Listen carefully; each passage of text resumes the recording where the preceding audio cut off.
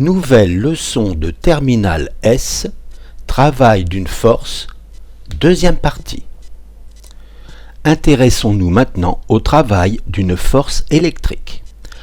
Dans une enceinte en verre dans laquelle on a fait le vide, on fait arriver des particules chargées, par exemple des électrons, qui vont pénétrer dans une zone comprise entre deux plaques métalliques P et N, dans laquelle règne un champ électrique E uniforme.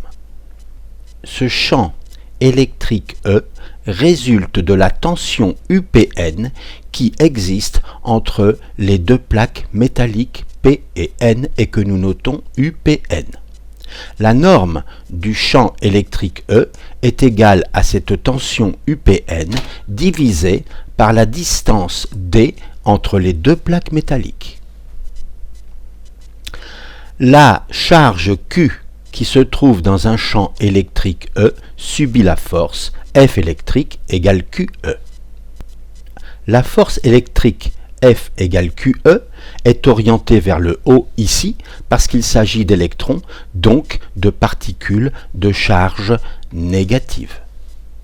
Si nous avions des particules de charge positive, la force serait dans le même sens que le champ électrique, bien sûr.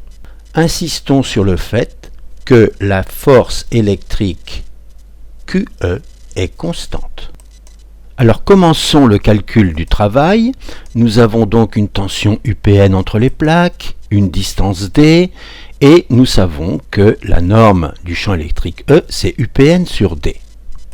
Nous savons également que la norme de la force électrique, c'est donc la valeur absolue de Q fois la norme du champ électrique E, c'est-à-dire, puisque ce sont des électrons, EE.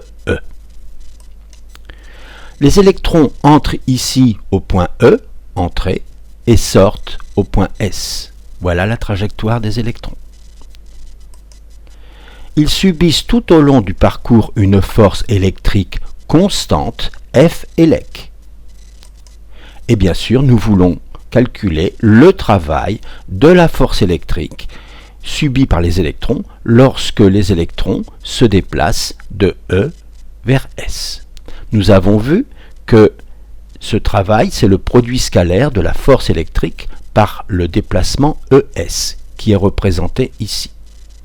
Puisque la force électrique est constante, elle ne dépend pas du chemin suivi, donc on peut calculer le travail sur cette trajectoire droite.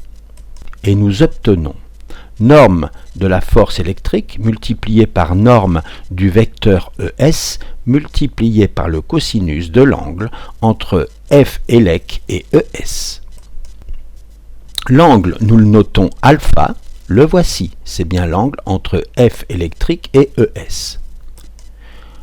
Je retrouve cet angle ici, ce sont des angles alternes internes, et je vais travailler sur ce triangle-là.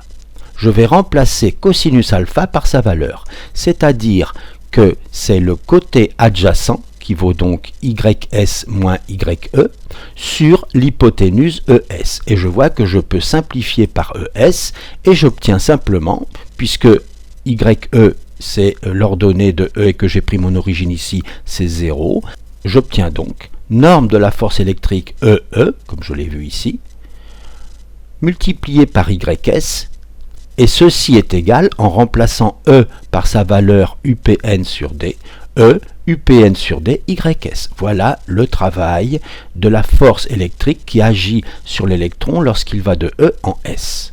Ce travail est positif puisque toutes les quantités sont positives. C'est donc un travail moteur. Que se passerait-il si, au lieu d'envoyer des électrons, on envoyait des charges électriques positives ? Évidemment, ce ne serait plus un canon à électrons, ce serait un autre système, et on envoie donc ces charges électriques positives dans le même champ électrique que précédemment, avec toujours la charge P en E ici et la charge N ici, qui crée donc un champ électrique E orienté vers le bas. Notre force électrique est donc orientée vers le bas, et on ne voit pas comment la charge positive pourrait rejoindre la plaque P. Mais Rien n'empêche que, en plus de cette force électrique, une autre force beaucoup plus importante agisse, comme par exemple une force magnétique qui emporterait notre charge vers la plaque P en suivant par exemple une trajectoire circulaire. Et nous voulons calculer le travail de la force électrique pour un déplacement donc de A en B. A est sur la plaque N et B est sur la plaque P. Si on remplace YS par D dans la formule précédente, eh bien à ce moment-là, nous avons EUPN sur D fois D, on simplifie par D, et on devrait donc trouver EUPN pour un électron de charge moins E. Donc, puisque c'était une charge moins E et qu'on a changé le signe, eh bien pour une charge Q, on devrait donc trouver un travail moins QUPN. Faisons ce calcul. Alors le travail de la force électrique pour un déplacement de A en B, c'est le produit scalaire de la force électrique par le déplacement AB. Évidemment, ce travail ne dépend pas du chemin suivi et donc nous imaginons ce parcours. Je remplace le vecteur force électrique par sa valeur QE et j'obtiens donc Q, norme du vecteur champ électrique, c'est-à-dire UPN sur D, multiplié par norme du vecteur AB, multiplié par le cosinus de l'angle entre E et AB, et j'obtiens donc Q, UPN sur D, AB, cosinus alpha, le voilà. Puisque l'angle alpha est plus grand que pi sur 2, j'introduis l'angle bêta, qui est donc le supplément, ce qui me permet d'écrire que le travail, c'est Q UPN sur D fois AB fois cosinus pi moins bêta, puisque alpha vaut pi moins bêta. Mais cosinus pi moins bêta, c'est moins cosinus bêta, et donc j'obtiens ceci. L'angle bêta, je le retrouve ici, ce sont des angles correspondants, et je vais travailler sur ce triangle. Donc sur ce triangle, je vais pouvoir remplacer cosinus bêta par sa valeur, c'est le côté adjacent sur l'hypoténuse, c'est-à-dire D sur AB. Il ne me reste plus qu'à simplifier par D et par AB, et j'obtiens moins Q UPN, c'est bien le résultat attendu. Ce travail est négatif, donc il s'agit d'un travail résistant, ce qui est normal puisque ma particule chargée positivement est quand même allée vers la plaque positive, c'est-à-dire qu'il y a eu une force beaucoup plus importante qui l'a emportée et pendant tout ce trajet, la force électrique a effectué un travail résistant. Alors nous allons reprendre le problème précédent, nous allons refaire le même calcul, c'est-à-dire la charge positive qui se déplace de A en B, mais cette fois sur un chemin ACB. Ce chemin n'est pas physiquement réalisé, mais le calcul reste mathématiquement valable. Calculons donc le travail de la force électrique sur le chemin ACB. Le travail pour aller de A en B, c'est donc la somme du travail pour aller de A en C et du travail pour aller de C en B. Ceci est une propriété du produit scalaire. Cela fait 0 parce que le travail pour aller de A en C est nul parce que sur tout le trajet AC, la force est perpendiculaire à AC. Il nous reste donc juste le produit scalaire force électrique fois le vecteur CB, ce qui donne QECB. Ce qui donne donc Q, norme de E, norme de CB, cosinus de l'angle entre E et CB. Or, l'angle entre E et CB vaut pi, puisque CB est orienté vers le haut, tandis que E est orienté vers le bas. Nous obtenons donc moins QECB, CB c'est D, donc moins QED, mais ED c'est UPN. Autrement dit, nous retrouvons le résultat attendu, c'est-à-dire notre fameux travail résistant. Le travail de la force électrique, nous venons non pas de le démontrer mais de le vérifier, ne dépend pas du chemin suivi. La force électrique est donc une force conservative. Calculons maintenant le travail d'une force de frottement. Pourquoi ce petit skieur s'arrête-t-il ? Eh bien parce qu'il a subi des forces de frottement, par exemple parce qu'il est arrivé en bas des pistes, là où c'est devenu très boueux.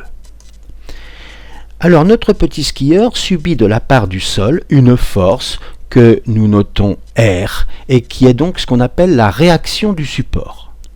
Cette grandeur vectorielle peut être décomposée en une composante Rn, la composante normale de la réaction du support, et une composante tangentielle Rt. Eh bien, cette composante Rt, c'est ce qu'on appelle la force de frottement et que nous noterons petit f. Donc, là, nous avons la relation que R, la réaction du support, c'est la somme de la composante normale et de la composante tangentielle. Notons que la force de frottement petit f est toujours opposée au vecteur vitesse v. Nous allons maintenant considérer un déplacement du skieur de A vers B sur une longueur L et calculer le travail des forces Rn et Rt. Alors on va commencer par le travail de la force Rn pour un déplacement de A en B. Eh bien c'est Rn scalaire AB et ça fait 0 parce que pendant tout le trajet AB, la réaction normale du support Rn est perpendiculaire à AB. Calculons maintenant le travail de la force de frottement petit f. Eh bien c'est F scalaire AB, c'est-à-dire norme de F, norme de AB, cosinus de l'angle entre F et AB, qui vaut donc pi, parce que AB et RT, c'est-à-dire F, sont des vecteurs opposés. Donc cosinus pi, c'est moins 1, nous trouvons donc moins FL, moins la norme fois la norme, c'est-à-dire que ceci est négatif. Le travail de la force de frottement est donc un travail résistant. Le travail d'une force de frottement, attention, dépend du chemin suivi. Autrement dit, la force de frottement est une force non conservative. Eh bien, la leçon est terminée. À bientôt